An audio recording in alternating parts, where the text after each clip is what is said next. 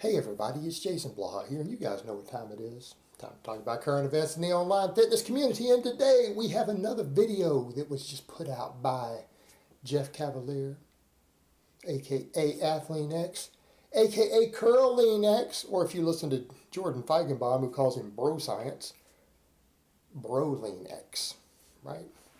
Put out a new video discussing how to look more toned. So let me go ahead and put on my +5 hat of speechcraft, lovingly called my +5 hat of autism by many of you, and let's talk about this. Because, there were some problems in this video. And again, Jeff's one of those people that's a mixed bag. He has some good physical therapy information. Like I've always said, he has some stuff that I use. He has some stuff that I endorse. So like with anyone else, there's some good stuff there. There's also some bad stuff. Everyone's a mixed bag. But he's one of those people that people do need to make sure it's not an echo chamber there. People do need to be critical of what he's saying because he has such an enormous audience. And he does spin some nonsense. He does get some stuff wrong. He does put out some bad advice. And there needs to be other people saying, hey, this isn't necessarily true.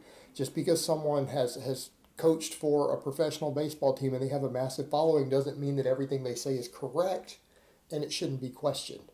All right, that's absurdity to think it is, especially when they say stuff that's very clearly not true when other people are observing. And I'm going to get into this whole muscle tone thing and what he talked about with movement speed and muscle fiber recruitment and all this stuff, because that's actually not really based upon the scientific data. There's some evidence that he's actually wrong. So let's get over to the point that he made. And he showed a picture of himself over 10 years apart and talked about, I'm pretty much the same body weight and these, and this is a different muscle tone, and it's a result of a different training style. And I'm sorry, that's just not true. Again, trained eye. There is a very noticeable difference in body fat in that before and after.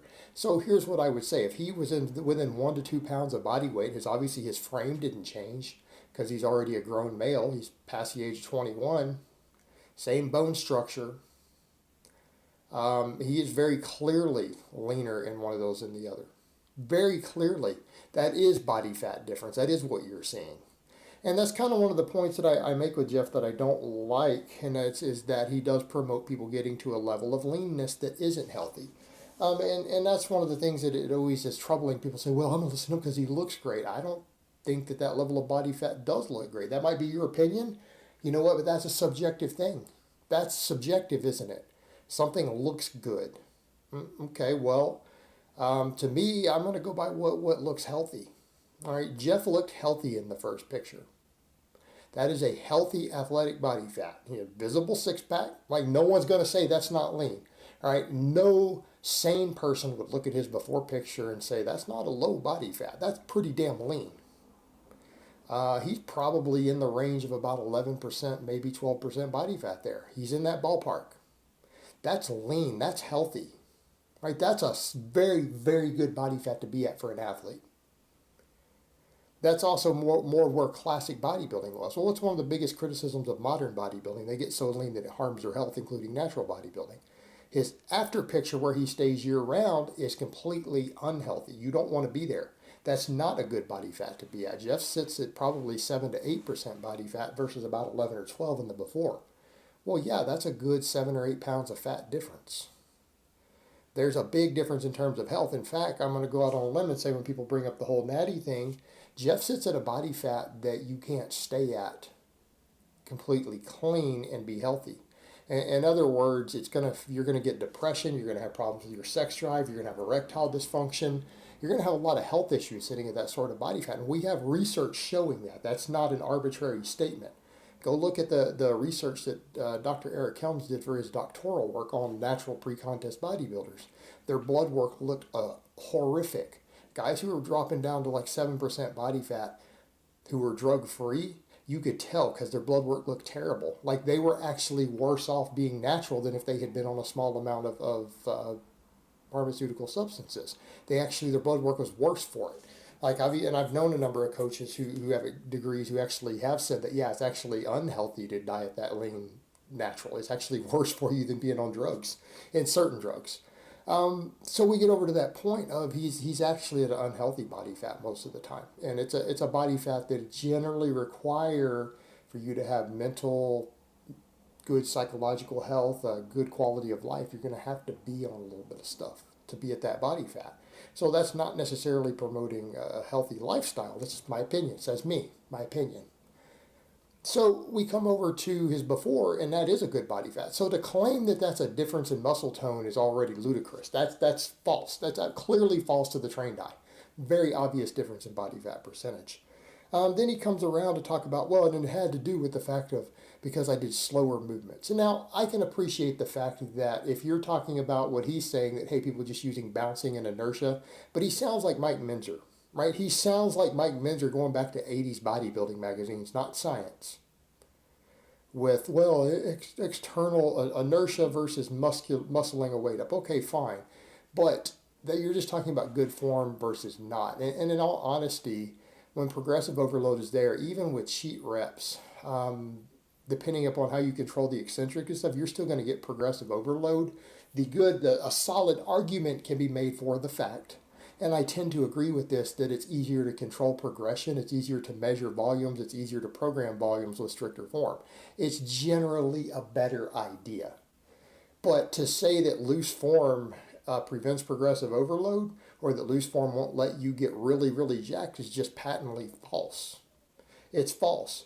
It's usually recommended to use a little bit cleaner form in general, and it's what I would say, even for strength athletes, everyone else, even for your secondary movements you're just trying to get bigger with, because from a programming perspective, you have more consistency, right? And when you have more consistency, you have more control over the programming, the overload, and the tracking of it. That's important for hypertrophy, right? That's important, but it's not necessary. It's just that you're going to have an easier time with the programming and can get better insured results with better form versus cheating, right? But you can still get really jacked doing nothing but cheat reps and things. You can. It's just not advisable. It can be done. But again, we go back to the point. I will agree it's usually not recommended. It's not the best way to go about things for a number of reasons. But it doesn't prevent you from making maximum muscle gains. You can still pull it off. It can be done. It's a little more difficult. It's more nuanced, and it's not really worth it. But the point we come over to, he tried to say, oh yeah, moving the weight slower in control of the mind-muscle connection. Okay, and that's where we come over to bro science versus real science. That's not what all the studies over the years have shown. That isn't what they show. He, again, sounds like Mike Minzer, who went insane and committed suicide after writing all these crazy articles about all this stuff that wasn't really science-based. It was Mike Minzer's philosophies based upon the philosophical works of Ayn Rand, which he tried to apply to bodybuilding. And then he went crazy and killed himself. But it wasn't based upon science. It was what Mike called science, and which is just bro science. It wasn't actually studies or anything like that or human trials. It was theories, hypothesis that Mike proposed, that many of which have been disproven. And what we know, slower reps produce less muscle fiber recruitment, right? That's what we know. So he kind of gets over to this whole point about mind-muscle connection versus inertia. Well, we have studies on that. It's called internal cueing versus external cueing. And we know that as long as form remains consistent, that lifting a weight as quickly as possible actually causes more muscle fiber recruitment.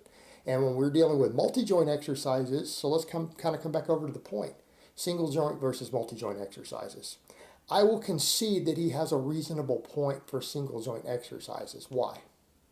Because compensatory acceleration doesn't have very much difference for a single muscle than mind-muscle connection does, right? In terms of muscle fiber recruitment. It's such a small difference that it's barely worth noting.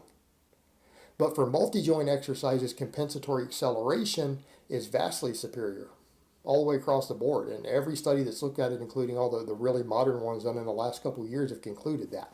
It trumps mind-muscle connection, right? It trumps it. Now, what I will say is that compensatory acceleration is harder to do on smaller exercises. So in which case, okay, fine, a nice controlled, steady pace, but it should be reasonably fast, because when you intentionally lift a weight slower, it recruits less muscle fibers.